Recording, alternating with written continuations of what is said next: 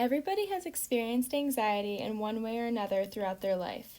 There are the normal everyday anxieties, like the nervousness you feel before taking an important exam, before a big game, or before an interview for a new job. And then there are the anxiety disorders, which are much more severe than just this, like generalized anxiety disorder, or GAD. According to the Anxiety and Depression Association of America, GAD affects about 3.1% of the U.S. population, and women are twice as likely to be affected. Although its cause is unknown, evidence shows that biological factors, genetics, and stressful life experiences can play a large role. The Anxiety and Depression Association of America states that GAD can be characterized as persistent and excessive worry about a number of different things, such as money, health, family, work, and many other issues. Individuals who suffer from this form of anxiety have extreme difficulty trying to control their worry.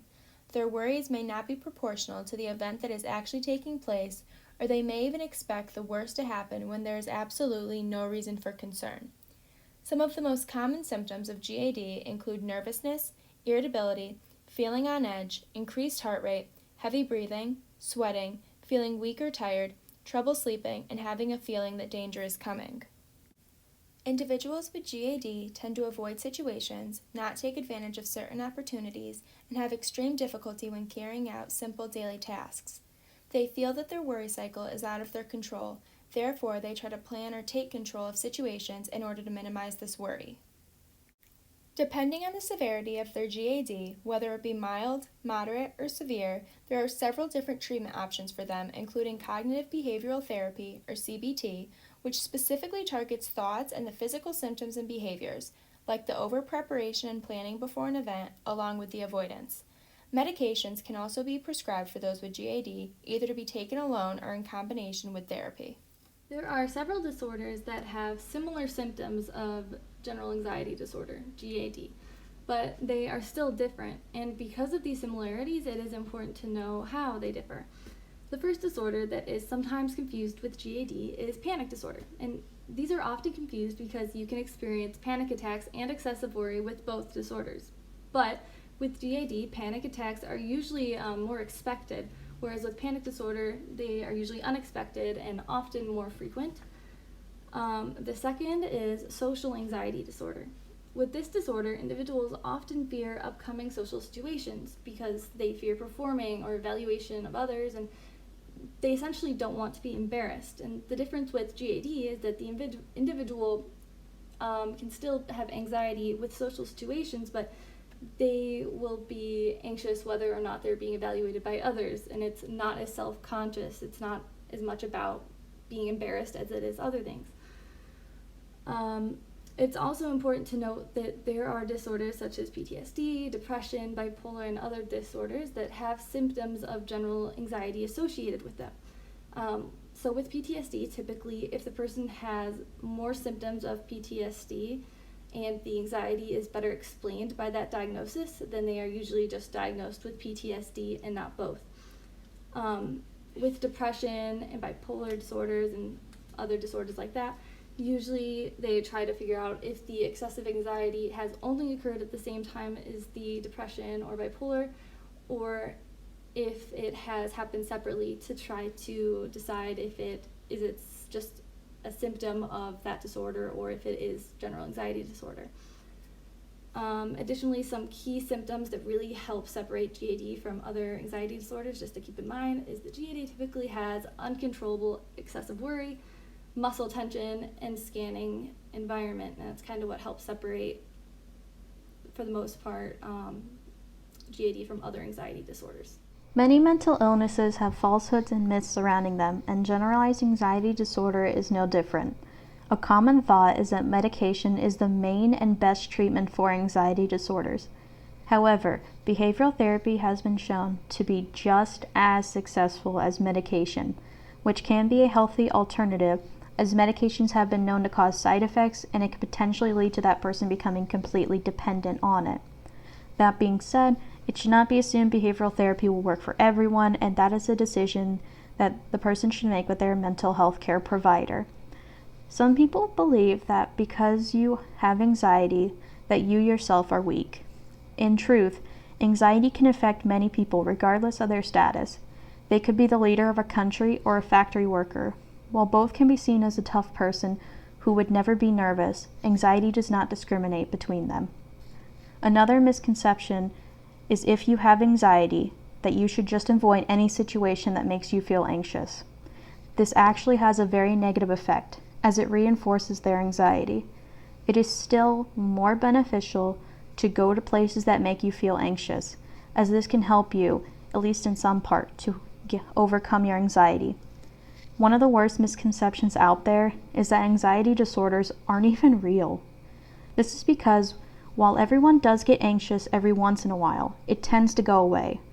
So therefore, some people can't comprehend that this isn't the case for everyone. The truth is, for people with GAD, their symptoms are chronic and really don't have a root cause. The thought that people believe that generalized anxiety disorder isn't real is like saying COVID-19 isn't real.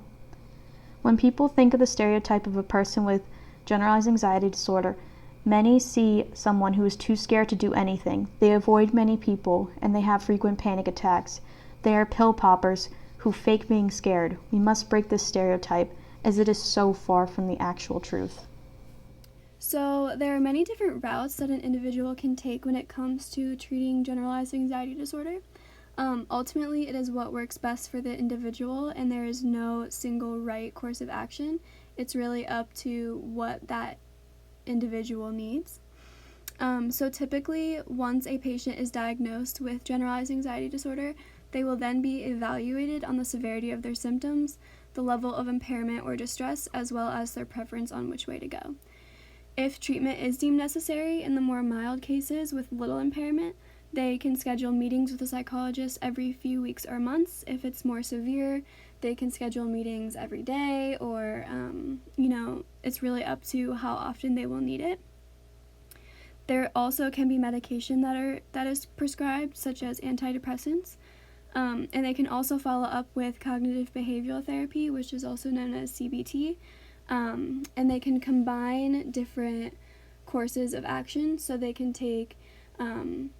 be prescribed antidepressants and follow up with CBT, or have one or the other. It's really just up to what is best for the individual. And there are also therapies out there that are different than just talk therapy or CBT. There's also art therapy and various ways that an individual can go. It is really just what is best for them and their needs. So I have a personal experience related to generalized anxiety disorder because I was diagnosed with it myself. I have found for myself that medication as well as talk therapy works best. So when I know that it's really bad, or my symptoms are worse than usual, I will schedule appointments with my therapist more than I usually would, so maybe weekly rather than monthly. And it really is just depending on the time of my life or stressors, triggers, anything that's going on compared to that. So, some known risk factors of generalized anxiety disorder can be biological, such as family genetics, heritability, specific brain features, as well as neurochemical features. So, some examples of those could be someone having a first-degree relative with generalized anxiety disorder, as well as having an overactive amygdala, which controls a lot of the physical symptoms of anxiety, so rapid heart rate, sweating, and things of that sort. As well as an abnormal production in neurotransmitters such as serotonin. There are also a lot of cognitive risk factors that are known, such as cognitive distortions or negative thought patterns. So an example of this would be someone with generalized anxiety disorder having ongoing thoughts about potential threats or bad things happening to them or people that they know. People with generalized anxiety disorder are usually stuck in a constant loop of these negative thought patterns, so that would put them at risk for more anxiety. There are also a lot of protective factors that are known, such as having family or friend support, a safe outlet to cope with your fears, as well as opportunities to learn how to cope with unfamiliar situations and being able to learn to handle your anxiety. If you have any questions or comments in regard to generalized anxiety disorder, we invite you to direct them to Dr. Andrew White either through an email at whiteac@hiram.edu, or you can slide an anonymous note underneath his office door, which is number 215 in Bates Hall. Thank you so much for listening today. We hope you learned a lot.